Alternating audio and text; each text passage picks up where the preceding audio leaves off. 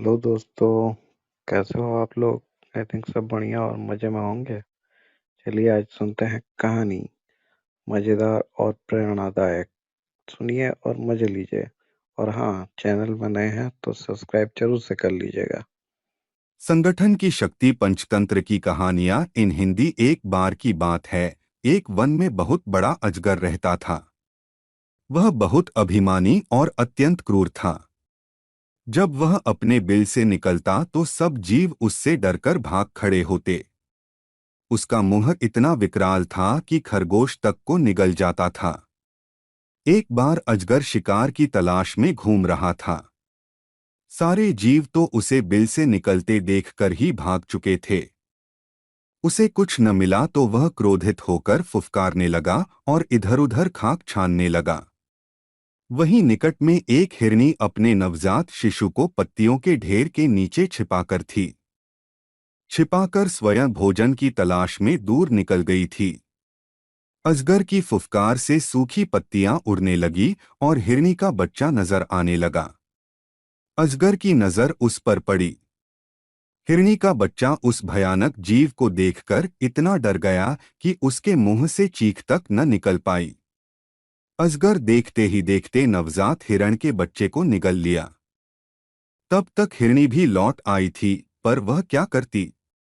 आंखों में आंसू भर जड़ होकर दूर से अपने बच्चे को काल का ग्रास बनते देखती रही। हिरनी के शोक का ठिकाना न रहा। उसने किसी न किसी तरह अजगर से बदला लेने की ठान ली। हिरनी की एक नेवले से दोस्ती थी।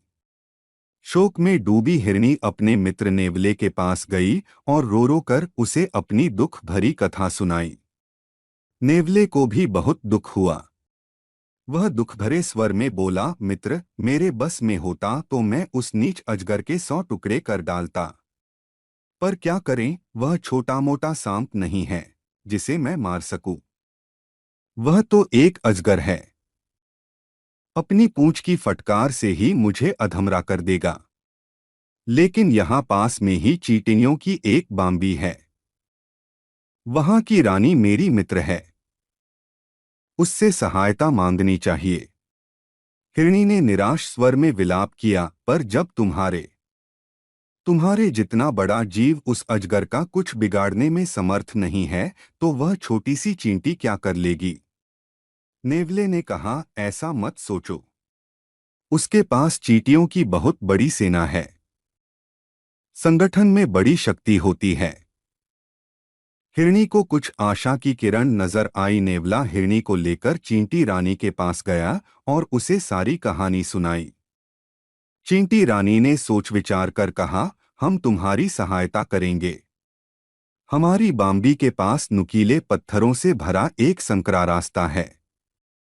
तुम किसी तरह उस अजगर को उस रास्ते से आने पर मजबूर करो। बाकी काम मेरी सेना पर छोड़ दो।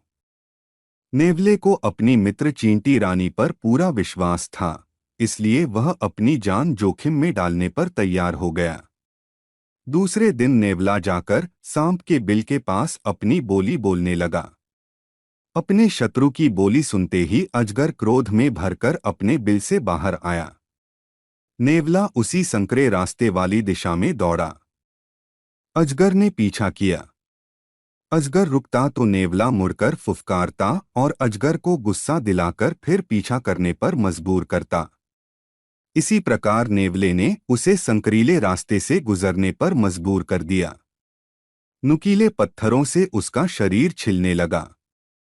जब तक अजगर उस रास्ते से बाहर आया तब तक उसका काफी शरीर छिल गया था और जगह जगह से खून टपक रहा था।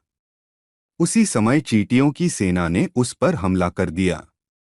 चींटियां उसके शरीर पर चढ़कर छिले स्थानों के नंगे मांस को काटने लगीं। अजगर तड़प उठा। अपना शरीर पटकने लगा जिससे और मांस छिलने लगा और चींटियों को आक्रमण के लिए नए नए स्थान मिलने लगे। अजगर चींटियों का क्या बिगाड़ता। वे हजारों की गिनती में उस पर टूट पड़ी थीं। कुछ ही देर में क्रूर अजगर ने तड़प तड़प कर दम तोड़ दिया।